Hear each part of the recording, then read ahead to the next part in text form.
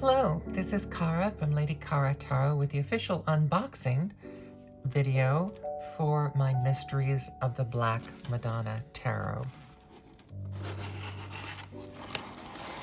Having gone out of print once and then been sold out another time, this is, I believe, the third time this has been available that I went ahead and got it in spite of our tariffs right now. This is beautifully packaged. This black packing straw.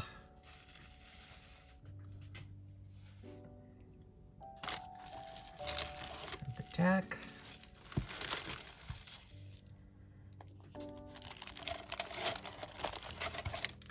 A bag of goodies. A book.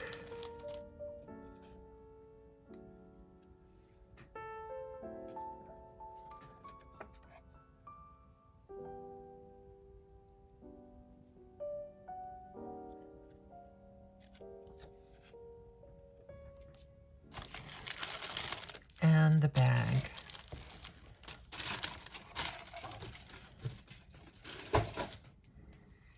I have had this open before, but I had not officially unboxed this yet. Keep dropping things today, and things are landing right smack under the center of my chair. It's uncomfortable. So this is the book.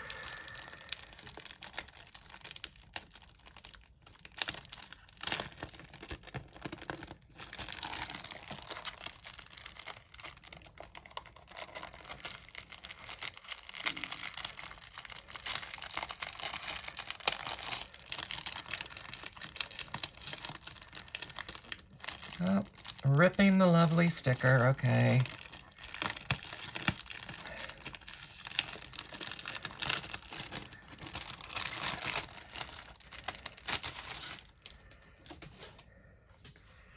The Mysteries of the Black Madonna Tarot Deck by Hettienne Grobler.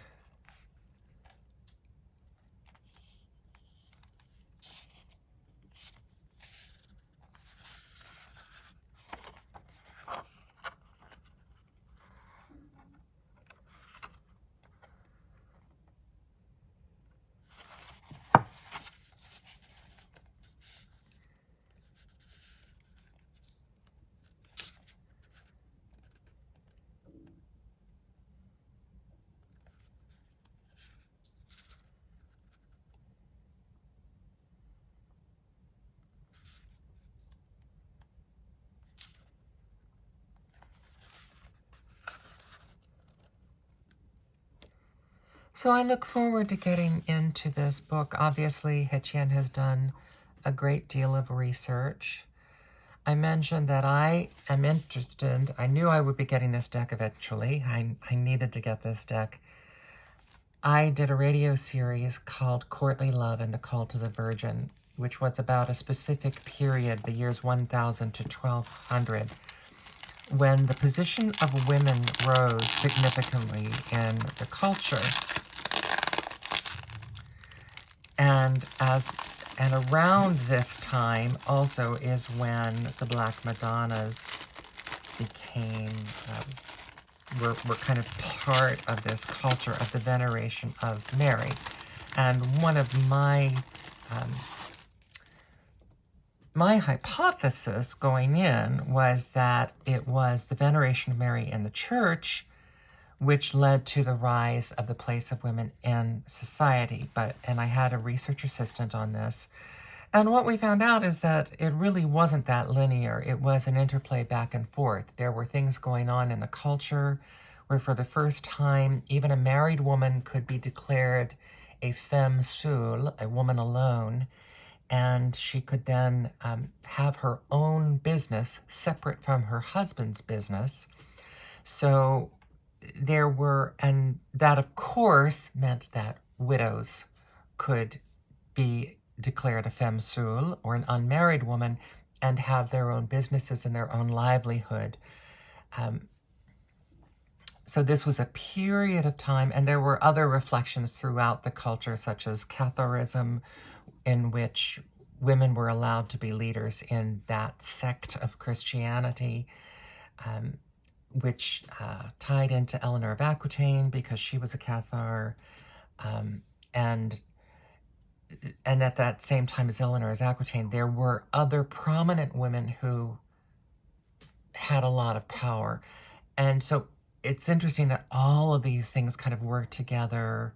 This was the rise of the veneration of Mary. And now a lot of my research was done with archaeological series in which they say we really don't know what the symbolism of the Black Madonnas is.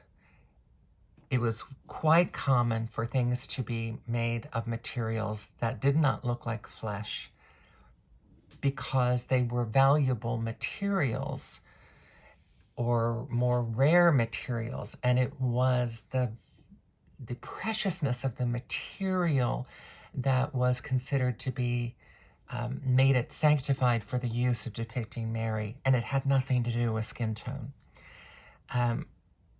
And so from an archaeological point of view, they don't know why these figures were black, because there were many things that it could have been, and there are so few, if any, instances where they enumerated that it was specifically to depict a black skin tone. And I think it depends on where some of them appear, because some of them, that could be inferred by the local communities more. But in other cases, not. A lot of them appear in France, and that would not be the case. So anyway, I'll try to remember to link that episode of my series. So anyway, it's been of interest to me for a long, long time, and I'm not a Catholic, so my interest is more historical, and archaeological, and just having to do with the history. This bag of goodies, there is a Black Madonna, beautifully textured to make it reflect light.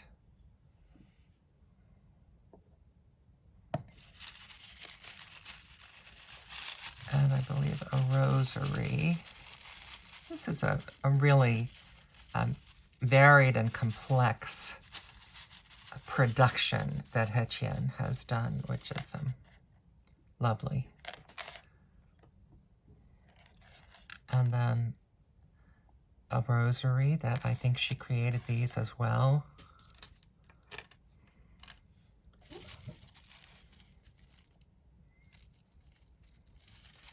As I said, I'm not Catholic, but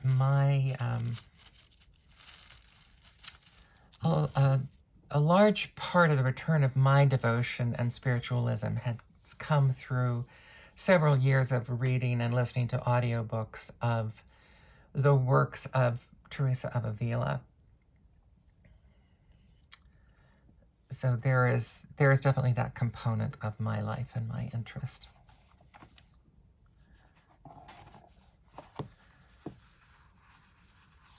And then a really lovely bag. It's a nice heavyweight bag.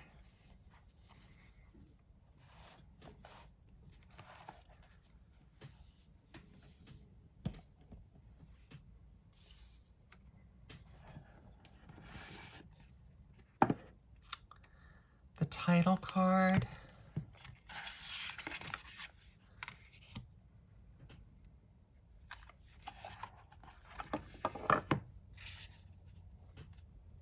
It's beautiful copper edging on this. It's kind of a iridescent black and copper edging.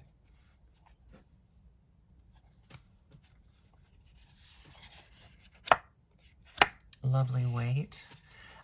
Clearly, I'm going to be talking through this.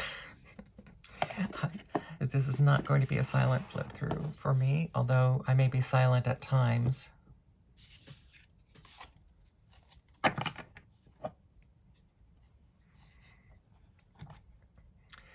So the majors in this deck all of these decks are dioramas of Black Madonnas, and it's one of the reasons I just think this is an incredible work of interdisciplinary art. I'm creating these dioramas and then photographing them and making them into cards and then writing about them. So this is her particular take on the Madonnas in all three of her versions and the Black Madonnas.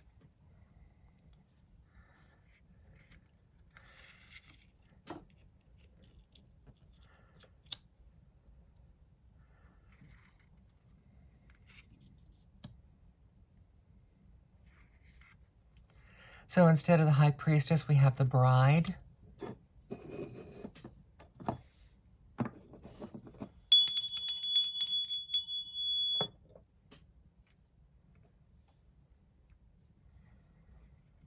The Mother of all creatures.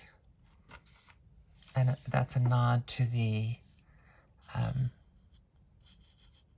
think that's an Egyptian goddess.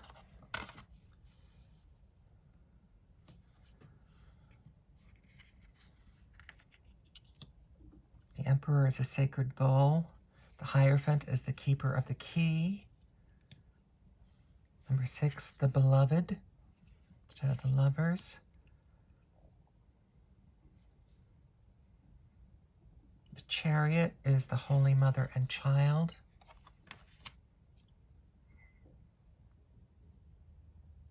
Oh no, I'm sorry, that is a second Lovers card.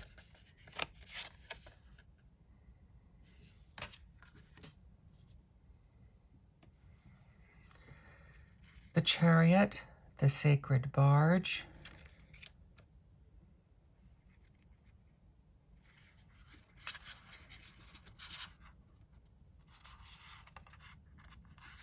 Okay, so this 8 would be Strength because it's Cybele, and I know that because I checked to see what 11 is, and that's Justice. The Hermit is the Holy Mountain. The Wheel of Life is the Rose Garden. Justice is the Mother of Justice. And it's interesting here, just note that she isn't only including Madonnas that are represented as black, but also brown. The Tree of Life, I think that would be the Hanged Man. The Lady of Good Death.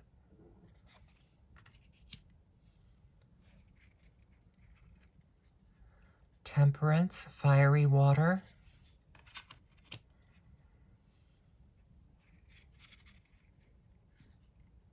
Grandmother of the Weave, Holy Grandmother of the Weave.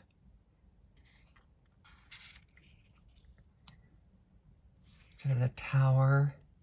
Shakti Ma. Now, some of these I just don't know the term. I'll have to look them up. The Star, Our Lady of Starry Wisdom. The Moon, Mantle of the Moon.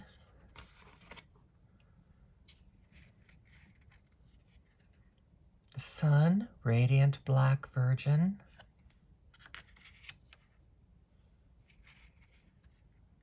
Judgment, the Sorrowful Mother.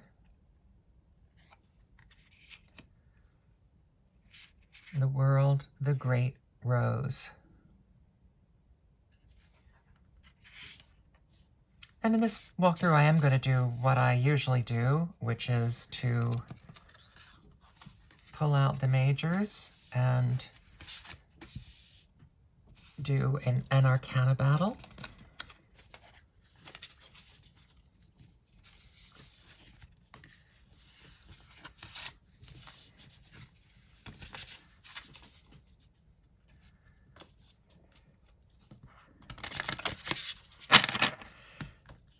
It's always a mark of a nice cardstock when you can do majors only and get a very nice shuffle. So, of course, the cardstock is quite lovely.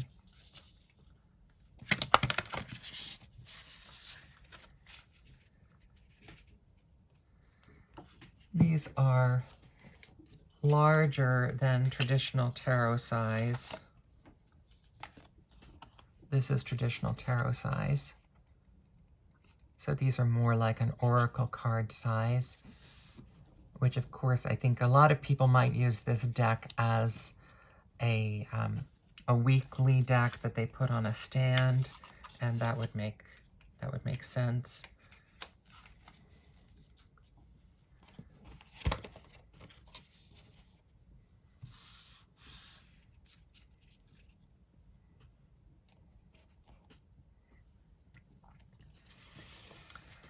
And now we can go through the minors. I'll go through them backwards. So we have the Living Stone.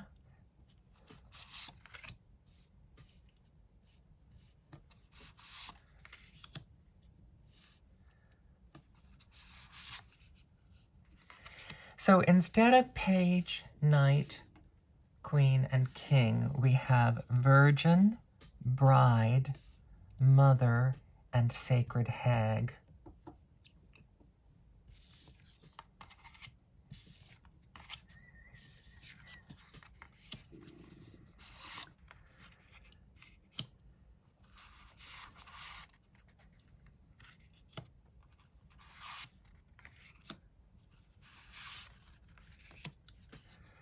Since I often pull out the 7, 8, 9, and 10 of a deck to look at those to see how I like the interpretations, I'm going to pull these out right now. 10, 9, 8, 7.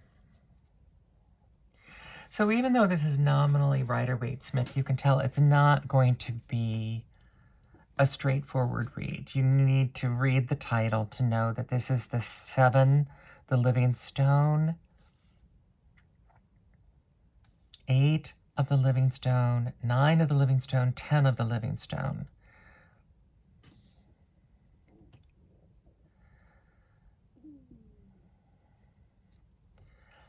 Whether you would get the normal reading from that, I think is pretty abstract. And so this is a deck that will require special study and getting to know her definitions. This is why I usually have a fabric on my deck. I have trouble navigating cards on this wood.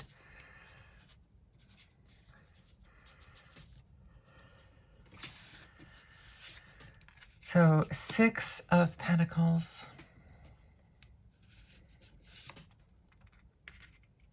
5 of Pentacles, Living Stone, 4, 3,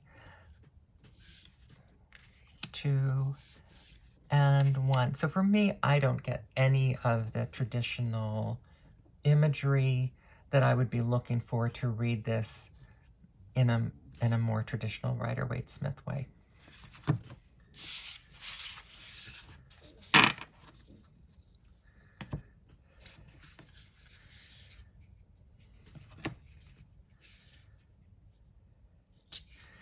So the black veil is the equivalent of the swords.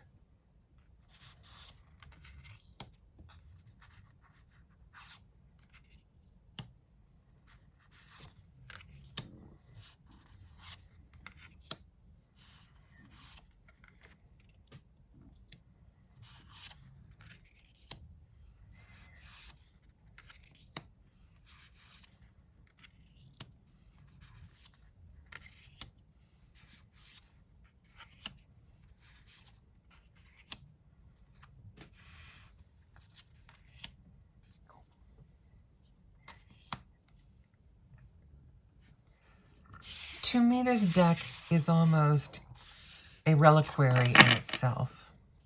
Some of the Black Madonnas were reliquaries at the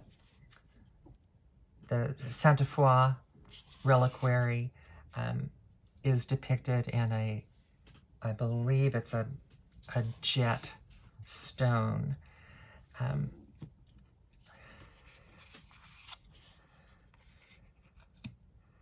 The holy trees would be the wands here.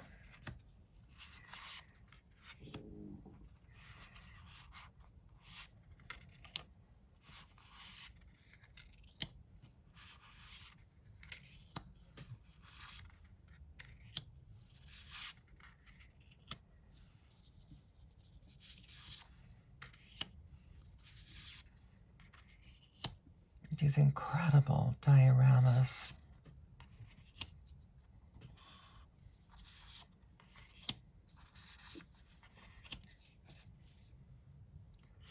Without the titles, I don't know that I would understand these at all or be able to read them at all in a traditional way.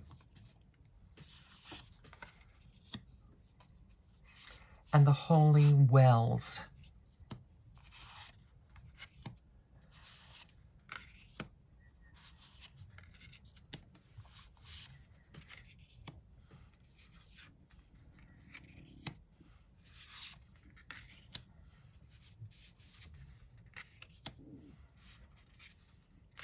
For me, the way I will probably approach these is because I'm someone that, in spite of the fact, I like to delve into what's written about things, and I do like to understand the history of them, but also when I'm reading cards, I tend to just want to get them in my hands and start reading with them. So I will probably be reading the title, so the Three of the Holy Wells would be the Three of Cups, and then reading this interpretively and intuitively.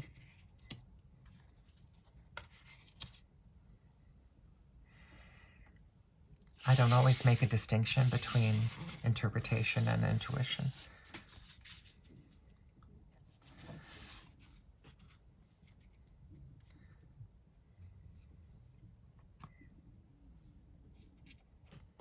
And so now I'm going to do the Arcana Battle. The Arcana Battle is easy to do with this deck because the point of the Arcana Battle is not responding to the meaning of the card, but responding to the image and retaining the image that that speaks to me the most. So that will be easy for me to do.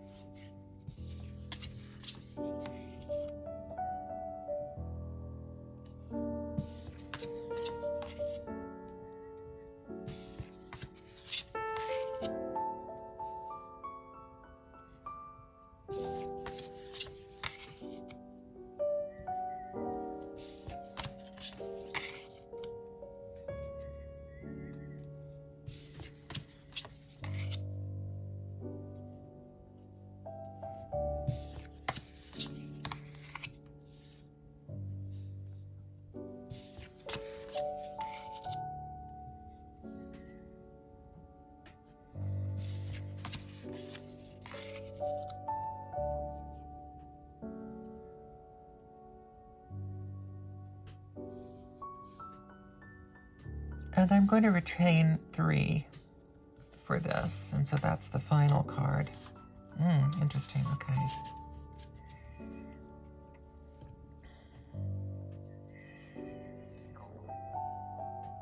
So I often use this as kind of my deck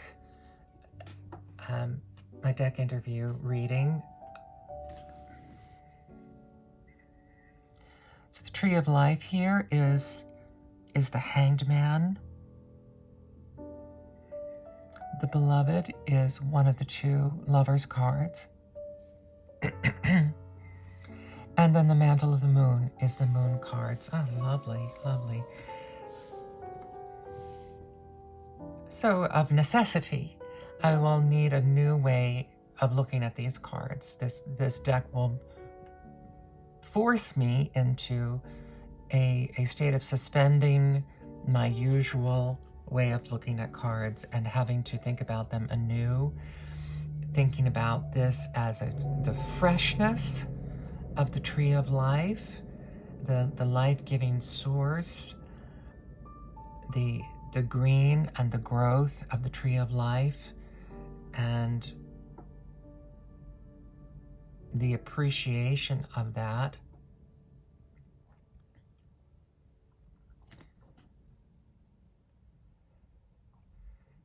Making the choice to see, to really revel in the beauty of these cards, the beauty of the detail, and to unpacking the intuitive aspects of the subconscious things that are brought to the surface in looking at all the layers of each one of these, the little green basket, the stars,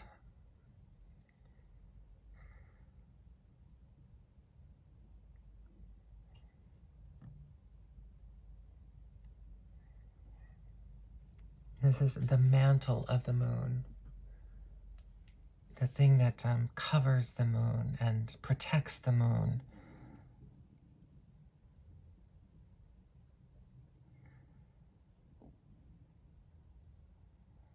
And in doing that, protecting your intuition, as I said, I would need to use my intuition and my discernment and my interpretation in reading with this deck.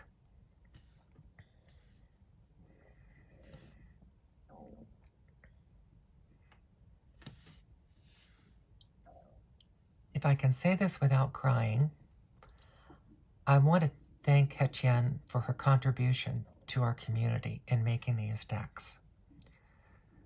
This is obviously a labor of beyond love, a labor of great importance and dedication to her to create all of these dioramas for each one of the cards, and to do it with an intention to create a deck, an intention in service to the Madonna.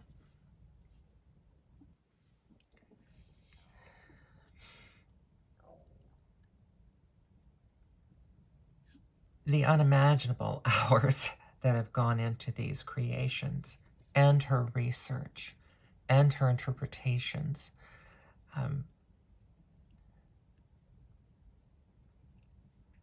And then, even though this is an expensive deck relative to others, it is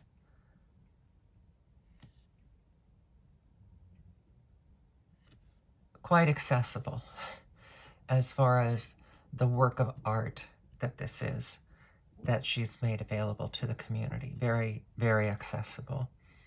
If you think of it in terms of limited edition prints, it's right on par with them.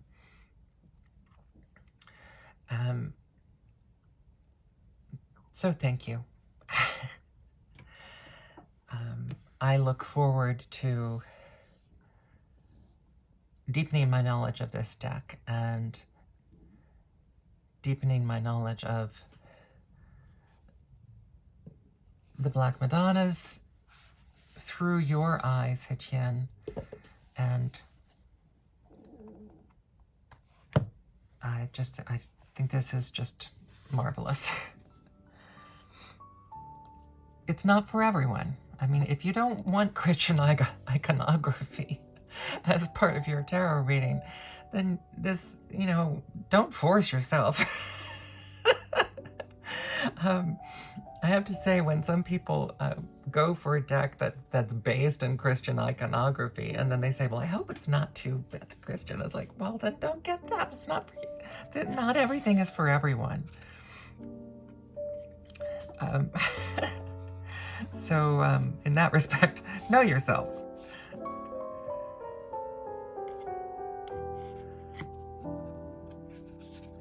So I hope you've enjoyed this walkthrough with me and unboxing. I thank you for spending time with me anytime you do. And I hope that my perspectives are meaningful to you.